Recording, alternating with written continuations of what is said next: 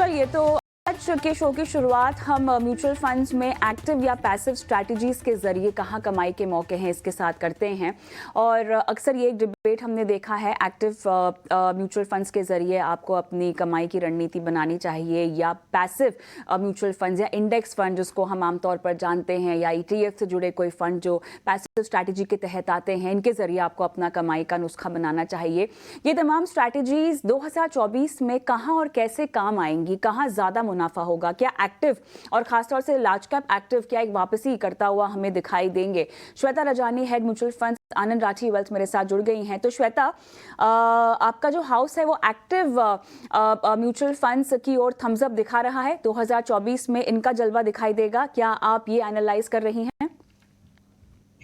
जी बिल्कुल कविता जी, अगर हम एक्टिव फंड की बात कर रहे हैं तो यहाँ पर फंड मैनेजर के पास काफी फ्लेक्सिबिलिटी होती है, जिस वजह से वो अल्फा जनरेशन एक पॉसिबिलिटी है।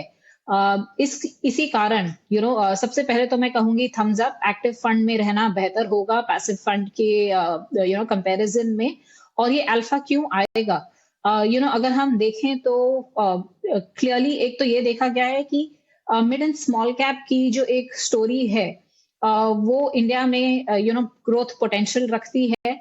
अगर हम लार्ज कैप की भी बात करें तो लार्ज कैप में भी अगर हम कंपनियों के बीच में देखें तो आपके पास कोई कंपनी होगी जो 15% से ग्रो कर रही है, कोई कंपनी है जो 25% से ग्रो कर रही है।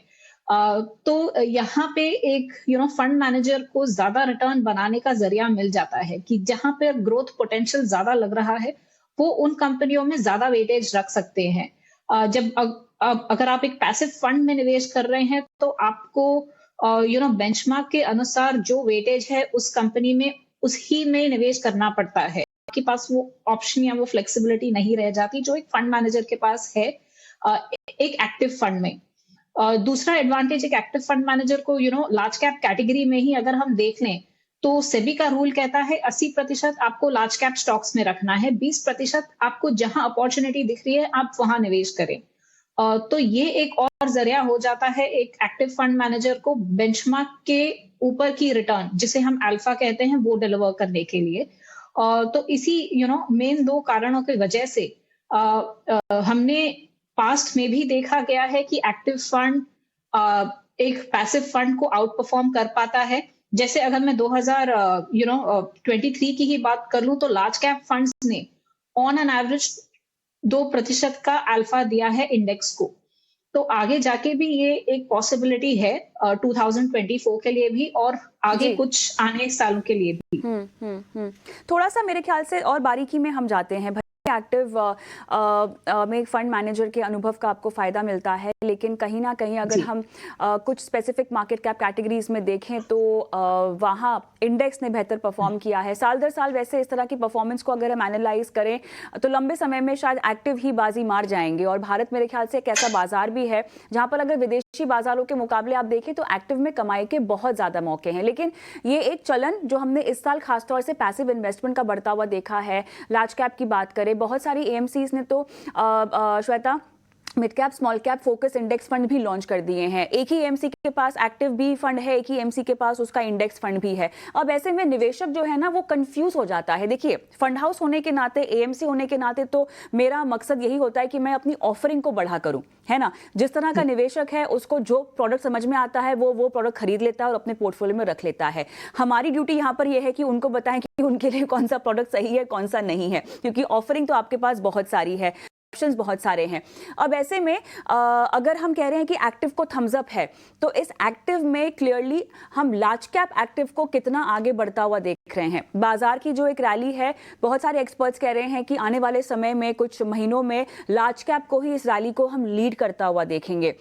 अगर ऐसा है तब तो मेरे पास इंडेक्स हो तब भी मैं फायदे में हूं, मेरे पास एक्टिव है तब भी मैं फायदे में हूं, क्योंकि FIS का पैसा आ रहा है और वो लार्ज कैप में आ रहा है।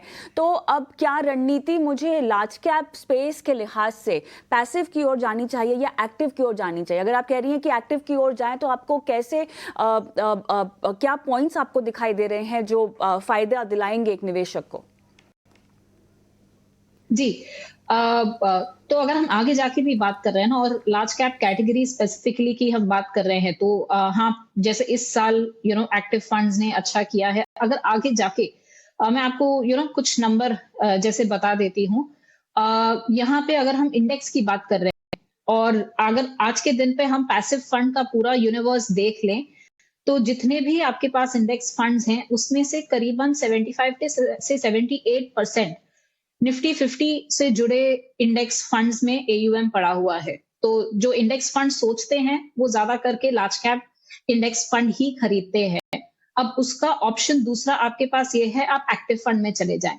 अब निफ्टी 50 की जो हम कंपनियाँ हैं, उनकी अगर हम अर्निंग्स की बात करें अगले 1 साल के लिए, तो ऐसे लग रहा है कि 12 से 13% की वहाँ पे कंपनियों में अर्निंग्स की ग्रोथ आ सकती है। पर जब हम उसे ब्रेक कर लेते हैं, तो कुछ आपकी कंपनियां ऐसी है जो 20% से ज्यादा का भी एक अर्निंग्स पोटेंशियल दिखा रही हैं आपको।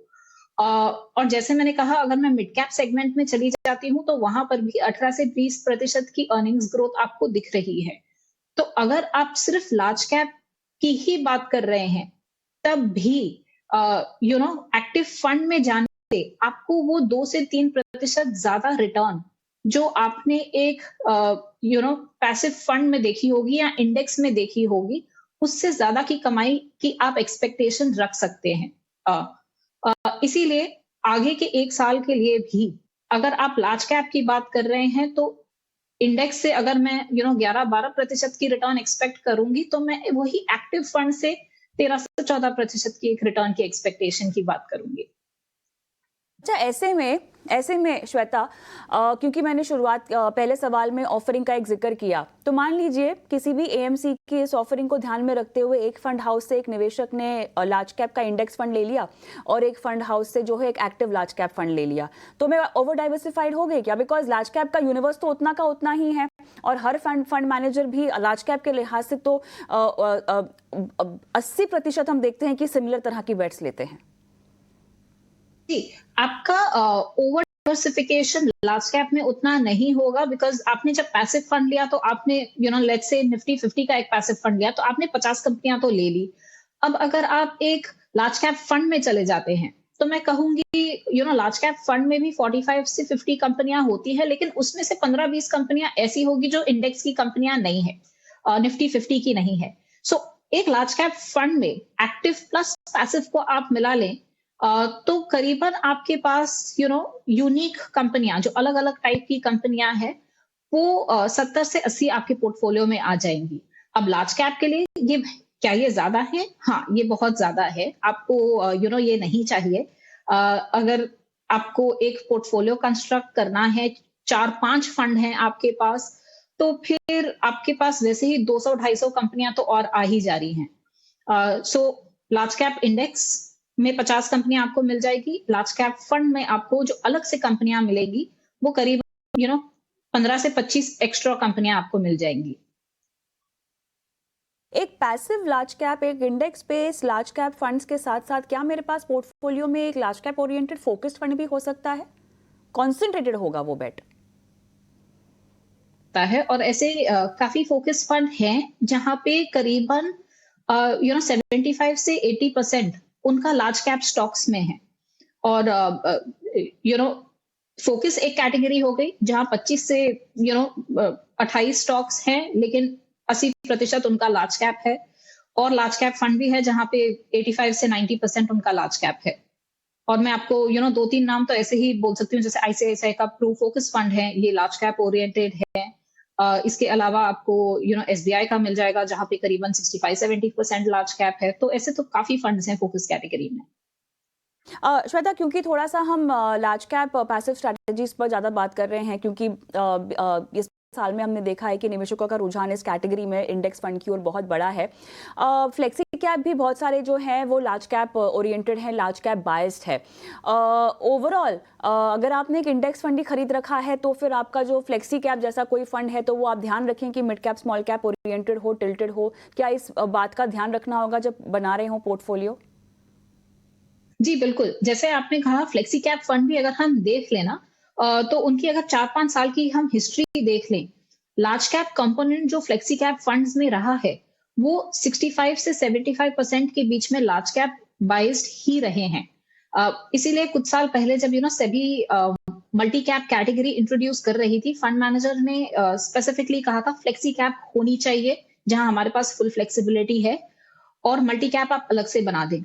तो लार्ज कैप फंड्स भी फ्लेक्सी कैप फंड्स भी लार्ज कैप हेवी होते हैं। तो अगर आपके पास एक पैसिव फंड है जो लार्ज कैप है, आपके पोर्टफोलियो में आपको multi cap, mid cap, small cap इस तरह के फंड्स कंसिडर करने चाहिए, ना कि एक लार्ज कैप एक्टिव या एक फ्लेक्सी एक्टिव फंड। चलिए, अब थोड़ा सा लार्ज कैप की बात हो गई है, मिड कैप स्मॉल कैप की भी हम पैसिव स्ट्रैटेजीज की बात कर लेते हैं। अब रनअप तो देखा हम लोगों ने ये साल बहुत ज़्यादा, और भर भर के लोगों ने mid cap small cap portfolio में डाले हैं, और बहुत सारे फंड हाउसेस ने जो हैं इंडेक्स फंड्स भी लॉन्च कर दिए मिड कैप स्मॉल कैप को ध्यान में रखते हुए।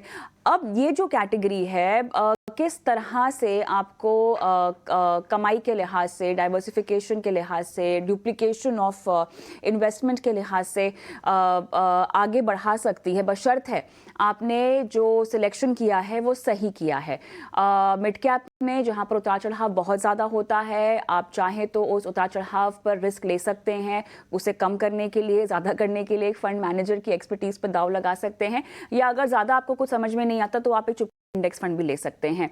क्या कहेंगी, क्या रोड मैप होना चाहिए अगर आप कोई passive strategy mid cap small cap जैसे स्पेस में अपनाना चाहते हैं तो?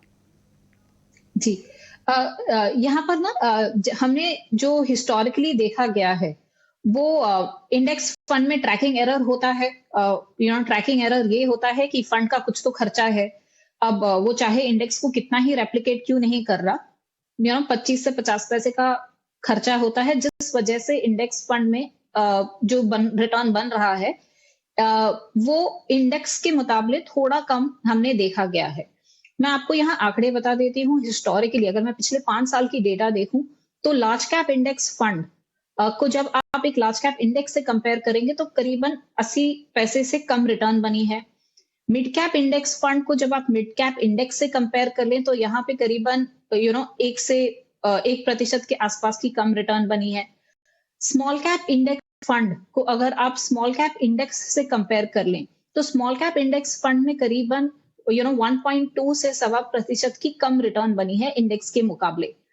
तो पॉइंट जो मैं कहना चाहती हूँ वो ये है कि जैसे आप लार्ज कैप से मिड कैप और मिड कैप से स्मॉल कैप जाते हैं, आपका जो ट्रैकिंग एरर है इंडेक्स फंड का वो बढ़ते जाता है। तो अगर आपको इंडेक्स फंड खरीदना है तो आप एक बारी के लिए लार्ज कैप इंडेक्स तो सोच सकते हैं, लेकिन मिड और स्मॉल कैप कैटेगरी में एक्टिव फंड में रहना काफी बेहतर होगा।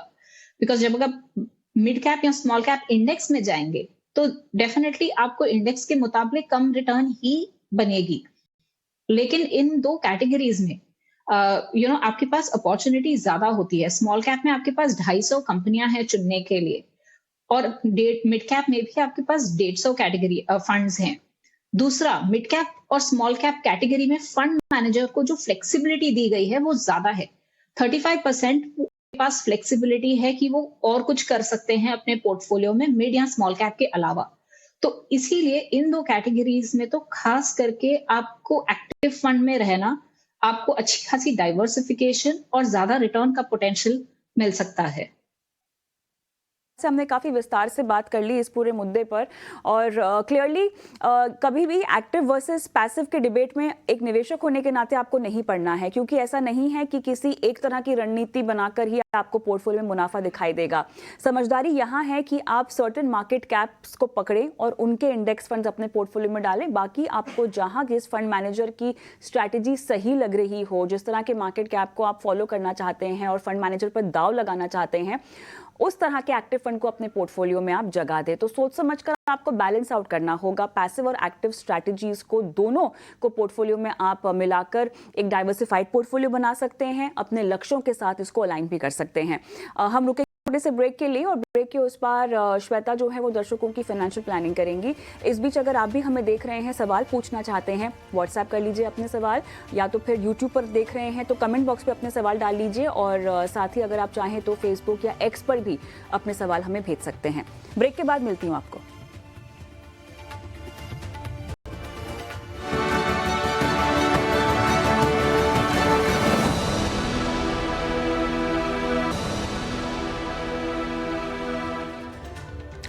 Welcome back. आप देख रहे हैं बनो अपना फाइनेंस मिनिस्टर। मैं हूं आपके साथ कविता थपलियाल। श्वेता रजानी मेरे साथ जुड़ी हुई हैं, जो आप दर्शकों की फाइनेंशियल प्लानिंग करेंगी, लाइव फाइनेंशियल प्लानिंग करेंगी। और आप भी अपने सवाल हमें व्हाट्सएप के जरिए, सोशल मीडिया के जरिए भेज सकते हैं। यूट्यूब पर लाइव देख रहे हैं, सवाल कमेंट बॉक्स में डाल दीजिए। प्लेलिस्ट में जाके पुराने शोज भी देखिए और वहाँ पर भी आप सवाल पूछ सकते हैं। बहरहाल श्वेता, जुड़ते हैं केवल जानी हमारे पहले दर्शक के साथ। केवल नमस्कार, कैसे हैं?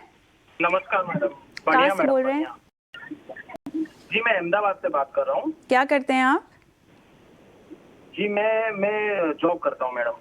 ऑलराइट, आपका पोर्टफोलियो आपने मुझे भेजा है। SBI Contra, quant active, Nippon India small cap, PGM small cap, Kotak emerging equity. 10 साल में आपको बनना है करोड़पति सर। जी मैम, इसमें मैंने एक और फंड ऐड किया हुआ है, SBI large and mid cap fund. Okay. और हर एक फंड में मैं 5-5 हजार रुपए की एसआईपी कर रहा हूँ। फंड्स तो आपके बहुत अच्छे हैं, आपने खुद चुने हैं क्या? जी मैडम, मैंने खुद ही चुने हुए हैं। ओके। और अभी आपकी उम्र कितनी है? और 10 साल के बाद जो आपका 1 CR का लक्ष्य है, क्या वो आपके लिए इनफ होगा? आपने महंगाई को फैक्टर इन कर लिया है? अभी मेरी एज मैडम 33 ईयर्स है। ओके। और इसके अलावा मैं एनपीएस में सालाना 50,000 रुपए भी डाल रहा हूँ। बहुत बढ़िया। तो कोई खास बंधा है क्या इस 1 CR के साथ? मतलब 1 CR के हिसाब से, मतलब बेटी का एजुकेशन, शादी, बच्चों की, उसी के हिसाब से एक 1 CR प्लान किया हुआ है मैडम। चलिए, और इसके अलावा भी आपका इक्विटी पोर्टफोलियो है शेयर्स के जरिए? नहीं मैडम, और कोई पोर्टफोलियो नहीं है। तो म्यूचुअल फंड में ही निवेश कर रहे हैं सीधा? जी। कब से कर रहे हैं? ये मैम पिछले 4 साल से कर रहा हूँ मैं। 4 साल से कर रहे हैं? जी। और निवेश बढ़ाया भी है? 5,000 4 साल निवेश करते 5,000 रुपए हर फंड में धीरे धीरे बढ़ाया है? नहीं, पहले 4,000 कर रहा था मैम। और इसको अभी मैंने 5,000 रुपए किया है। चलिए। ऑलराइट, श्वेता के पास जाना चाहूंगी मैं। श्वेता, बताइए। जी, केवल सबसे पहले तो आपको मैं कांग्रेचुलेट करूंगी। आपका पोर्टफोलियो काफी आपने अच्छी स्कीम्स चुनी है। सबसे पहली बात, अगर आपका लक्ष्य 1 करोड़ टच करने का है अगले 10 साल में, तो आपको एसआईपी का अमाउंट थोड़ा बढ़ाना पड़ेगा। आप आज के दिन पे 30,000 की एसआईपी कर रहे हैं, आप उसे या तो आज ही 45,000 पर मंथ ले जाएं। अगर आप ये नहीं कर सकते हैं आज के दिन पे, तो हर साल आप करीबन 15 से 20% अपनी एसआईपी की अमाउंट आप बढ़ाते चलें, तो आपका जो लक्ष्य है 1 करोड़ का, वो अचीव हो जाएगा। फंड्स आपके काफी अच्छे हैं। 2 फंड्स जहां मैं आपको एक रिकमेंडेशन दूंगी, वो है निप्पॉन का स्मॉल कैप। ये फंड ने काफी अच्छा रिटर्न दिया है, लेकिन साइज की वजह से आगे जाकर थोड़ी हम तकलीफ देख सकते हैं। और पीजीआईएम का स्मॉल कैप, तो इसके जगह पे आप एक एचडीएफसी स्मॉल कैप में एसआईपी शुरू कर सकते हैं। और दूसरी बात यह है कि आपका portfolio mid and small cap की ओर बहुत ज्यादा झुका हुआ है, तो उसे बैलेंस करने के लिए एक लार्ज कैप फंड आप ऐड कर दें। तो फ्रैंकलिन का ब्लू चिप फंड आप ऐड कर दें। एसबीआई लार्ज एंड मिड आपने अभी शुरुआत कर ही दी है, तो इसीलिए एक प्योर लार्ज कैप फंड की मैं आपको सलाह दूंगी। हैं आप हमसे केवल? जी मैम। कोई सवाल और पूछना है? हाँ मैम, पीजीआईएम स्मॉल कैप नहीं है, पीजीआईएम मिड कैप फंड है मेरे पास। स्मॉल कैप नहीं, मिड कैप है श्वेता? हाँ, PGIM India mid cap opportunities fund है। समझ गए श्वेता। जी, सो पीजीआईएम का जो फंड हाउस ही है ना, उसकी स्कीम्स को मैं अवॉइड करूंगी। और आपके पास कोटक इमर्जिंग है, जो काफी बेहतर स्कीम है। तो एक मिड कैप और 2 small cap multi cap fund होना आपके पोर्टफोलियो के लिए ठीक है, रहेगा। एचडीएफसी स्मॉल ऐप ऐड कर ले और एक फ्रैंकलिन का ब्लू चिप फंड आप ऐड कर दें। केवल, बैंगलोर से मोहित कुमार फोन लाइन पर है। हाय मोहित, गुड इवनिंग। या गुड इवनिंग मैडम। कैसे हैं आप? मैडम मैं ठीक हूँ, आप कैसे हैं? मैं बिल्कुल ठीक, थैंक यू सो मच। काफी इम्प्रेसिव है आपकी पोर्टफोलियो की प्लानिंग, बताइए। जी, सो मैडम मैंने अपने म्यूचुअल फंड की डिटेल्स आपके साथ शेयर की है। और मेन पर्पस 2 डॉटर, उनकी एजुकेशन और मैरिज के लिए, और later on for my retirement, I mean that is the plan. और if you don't have the SIP details I can reiterate once again. Funds के नाम मैं अभी बता देती total- हूँ। Franklin India prima plus, Motilal Oswal Nifty micro cap 250 index, Navi Nifty 50 index, Navi Nifty 50 index में दो अमाउंट्स है मेरे ख्याल से। Nippon India Nifty mid cap 150, Nippon India Nifty small cap 250 index, Parag Parekh का flexi cap, Axis small cap, यही है? जी मैडम। बहुत बढ़िया। तो मुझे बताइए कि ये जो फंड्स आपने जोड़े हैं ये थोड़ा सा अग्रेसिव पोर्टफोलियो आपका दिख रहा है, हालांकि आपने इंडेक्स फंड्स डाल के थोड़ा सा उसको साधने की भी कोशिश की है। कितने साल से आप कर रहे हैं इन्वेस्टमेंट ये? करीब 4 साल से, और धीरे धीरे बढ़ा के अभी इसकी टोटल सिप करीब 2.4 लाख के आसपास है। शुरू में थोड़ा कम था, अभी बढ़ा के थोड़ा 2.4 लाख पर मंथ है। ऑलराइट, चलिए ठीक है, देखते हैं कि आपके लक्ष्य कैसे पूरे हो सकते हैं। तो श्वेता, थोड़ा सा और क्या छांटा जा सकता है इनके पोर्टफोलियो को? जी, बिल्कुल। मोहित जी, आपने एक शायद लक्ष्य तो नहीं बताया था, लेकिन जिस हिसाब से आज आप एसआईपी कर रहे हैं, आप लंबे समय में 7-7.5 करोड़ के आसपास के वैल्यू पर पहुंच जाएंगे अगले 10 सालों में। आपके पोर्टफोलियो के लिए मेरी 2 ऑब्जर्वेशंस थी। एक तो ये कि आपने काफी इंडेक्स फंड लिए हुए हैं, और हम बस थोड़ी देर पहले ही बात कर रहे थे कि इंडेक्स फंड से बेहतर होता है अगर आप एक एक्टिव फंड में चले जाएं, और तो वहां पे आपकी रिटर्न की पोटेंशियल बढ़ जाती है। प्लस एक्टिव फंड का एक एडवांटेज और ये होता है कि वहां पर जो रिस्क होती है ना, वो इंडेक्स फंड कंपैरिजन में कम होती है। काफी बार हमको लग रहा है इंडेक्स है तो यहाँ रिस्क कम होगी, लेकिन एक्टिव फंड में फंड मैनेजर रिस्क को बेहतर तरीके से मैनेज कर पाते हैं। और दूसरी, आपके पोर्टफोलियो में मिड एंड स्मॉल कैप की एलोकेशन बहुत ज्यादा है, करीबन 70 से 75% आप mid and small cap run कर रहे हैं। 50% तक आप मिड स्मॉल कैप रख सकते हैं अपने पोर्टफोलियो में, वो एक अच्छा लेवल रहता है। तो जितने भी आपके इंडेक्स फंड्स हैं, वो मैं आपको सलाह दूंगी कि वहां पर आप एसआईपी रोक दें। उनके जगह पे 3-4 फंड जो मैं आपको सजेस्ट करूंगी, वो हो गए, एक आईसीआईसीआई प्रू का large and mid cap fund, Kotak का एक मल्टी कैप फंड आप ले सकते हैं, क्वांट का एक वैल्यू फंड। ये 3 फंड आप अपने पोर्टफोलियो में जोड़ लें। इसके अलावा आपके पास एक एक्सिस का स्मॉल कैप फंड था। एक्सिस में फिलहाल एट एन एएमसी लेवल मैं कंफर्टेबल नहीं हूँ, तो वो भी मैं आपको एक सलाह दूंगी रोक देने की। तो सारे आपके index fund, Axis small cap आप रोक लें, उसके जगह पे आई2 large, Kotak multi, Quant value, ये फंड्स आप निवेश कर सकते हैं।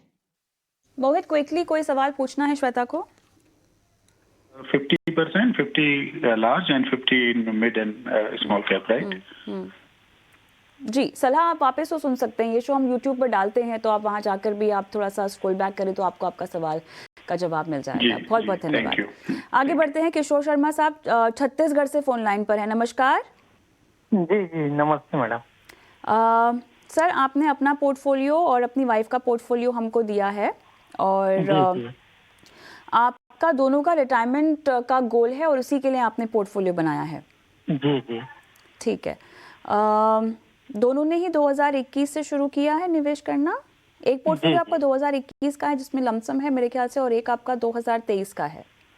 जी जी जी, वो जस्ट बनाया हूँ अभी जी, लेकिन मेन उसका रिटायरमेंट का है। जी जी, तो जो बनाया है उसमें कैनरा बैंक का इमर्जिंग है, एक्सिस का मिड कैप है, UTI flexi cap, HDFC small cap, ICICI balanced है, मोतीलाल ओसवाल है आपके पास, Motilal Oswal US opportunity, HDFC का गोल्ड फंड। हाँ जी ओके जी, ये जो अभी जो दूसरे नंबर का पोर्टफोलियो है उसका मैं 40 लाख का एक टारगेट सेट किया था इसमें।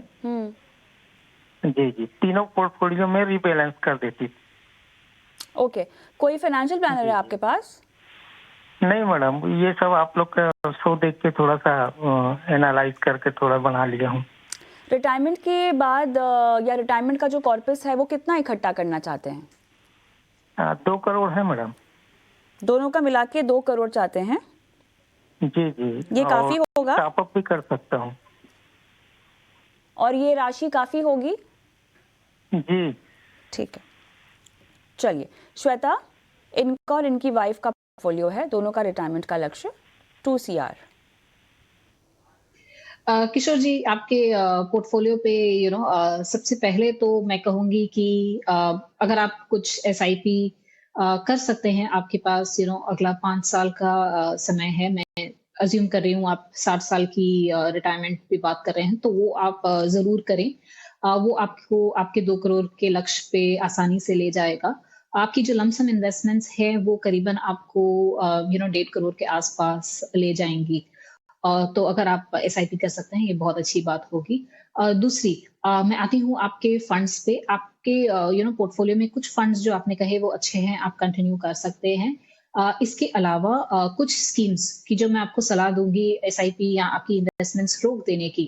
मोतीलाल का आपका जो इंटरनेशनल फंड है, उसे आप रोक लें, इंडियन इक्विटीज़ में डालना बेहतर होगा। UTI flexi cap, axis mid cap, ये कुछ स्कीम्स हैं जहाँ आप एसआईपी रोक सकते हैं। निफ्टी 50 का एक इंडेक्स फंड आपके पास है, वो भी आप उसे रोक दें या आपका जो इन्वेस्टमेंट्स है उसमें से आप बाहर निकल जाएं। इनके अलावा जो आप फंड्स में निवेश कर सकते हैं, आप एचडीएफसी का एक large and mid cap fund है, उसे आप कंसिडर करें। आप इन्वेस्को का स्मॉल कैप फंड कंसिडर कर सकते हैं। आप इन्वेस्को का स्मॉल कैप फंड कंसिडर कर सकते हैं अपने पोर्टफोलियो के लिए। और चाहे तो एक और कोटक मल्टी कैप। चलिए, ऑल द बेस्ट किशोर साहब। आगे बढ़ते हैं और विवेक का मैं सवाल लूँगी। और ये 57 साल के हैं और 2 से 7 लाख रुपए लमसम इन्वेस्ट किया हुआ है और फंड्स के नाम आपके पास हैं, 16 फंड्स हैं इनके पास। श्वेता जी जी। आते हैं 15 इनके जो ड्यूरेशन बता रहे हैं, फंड्स जो इकट्ठा किए हैं वो लगातार 15 सालों से इकट्ठा किए हैं। कुछ फंड्स जो कि 15 साल पहले थे और जो हैं वो 2 साल पुराने हैं, मतलब उससे ज़्यादा कोई लेटेस्ट फंड नहीं है। पर 16 फंड हैं श्वेता, ये कैसे मैनेज करते होंगे पता नहीं, बताइए क्या करें। जी कविता जी, तो मैं देख रही थी इनका पोर्टफोलियो। सबसे पहली बात तो जो मैंने 3-4 चीजें ऑब्जर्व की इनके पोर्टफोलियो में। इनके पास कुछ सेक्टर फंड है जो नहीं होने चाहिए। सेक्टर फंड वो भी बैंकिंग वाला सेक्टर फंड तो आपके पास नहीं होना चाहिए, क्योंकि एक्टिव फंड के पास भी करीबन 30 से 35% बैंकिंग होता ही है उनके पोर्टफोलियो में। हाइब्रिड फंड की आपको जरूरत नहीं है, क्योंकि आप जहां तक मैं आपका पोर्टफोलियो पढ़ रही थी, आपके पास कुछ डेट भी है, तो वो अलग से मैनेज हो रहा है। गोल्ड फंड है आपके पास, जिसकी जरूरत आपको नहीं है। आपको अगर गोल्ड चाहिए कंजम्पशन के लिए, फ्यूचर के लिए, तो आप एक सोवरेन गोल्ड बॉन्ड खरीद लें। गोल्ड फंड में आपका एक्स्ट्रा खर्चा रहता है, तो वो जरूरत नहीं है। इसके अलावा आपके पास 3 लार्ज कैप फंड है। अब लार्ज कैप फंड में इतनी डाइवर्सिफिकेशन नहीं मिलती। एक large cap fund Aditya Birla frontline आप कंटिन्यू कर सकते हैं। इसके अलावा जो 2 लार्ज कैप फंड हैं, आप एग्जिट कर जाएं। कोई डाइवर्सिफिकेशन आपको वैसे कुछ नहीं मिल रही। एक्सिस की 2 फंड्स हैं आपके पास, एक्सिस ब्लू चिप था और एक्सिस का एक स्मॉल कैप फंड था। यहाँ से आप निकल सकते हैं। तो अगर आप ये एग्जिट कर जाएंगे ना, आपका पोर्टफोलियो काफी हद तक एक क्लीन पोर्टफोलियो हो जाएगा। इसमें 1-2 फंड की मैं आपको सुझाव दूंगी, आप ऐड कर लें। आप चाहे तो एक डीएसपी का स्मॉल कैप फंड आप ऐड कर सकते हैं। एचडीएफसी का फोकस 30 फंड आप पोर्टफोलियो में ऐड कर लें। इसके अलावा आपको और फंड ऐड करने की जरूरत नहीं है पोर्टफोलियो में। विवेक, उम्मीद करते हैं, चलिए विवेक को उम्मीद करते हैं कि सलाह समझ में आ गई हो और उसके आपकी राय के मुताबिक वो बदलाव करें अपने पोर्टफोलियो में। आखिरी सवाल अर्पण जैन का मैं लूंगी और इनको 10,000 रुपये 10 साल के लिए निवेश करने हैं, बताइए श्वेता। जी अर्पण, अगर आपके पास 10 साल का समय है तो 2-3 चीजें जो आपको ध्यान में रखनी चाहिए पोर्टफोलियो के लिए। आज के दौर में 50% लार्ज, 20% मिड कैप और 30% स्मॉल कैप आप रख सकते हैं। 6 से 7 फंड से आप शुरुआत कर लें। अगर आप आगे जाके कॉर्पस बढ़ा रहे हैं तो स्कीम्स ऐड कर लेना। जो फंड्स आप बास्केट के लिए कंसिडर कर सकते हैं, वो मैं आपको कहूंगी, आप फ्रैंकलिन का ब्लू चिप फंड, कैनरा रुबैको का एक फ्लेक्सी कैप फंड है, कोटक का इमर्जिंग फंड, कोटक का ही एक मल्टी कैप फंड, और चाहे तो आप एचडीएफसी का स्मॉल कैप फंड ले लें। ये 5 फंड से आप शुरुआत कर लें।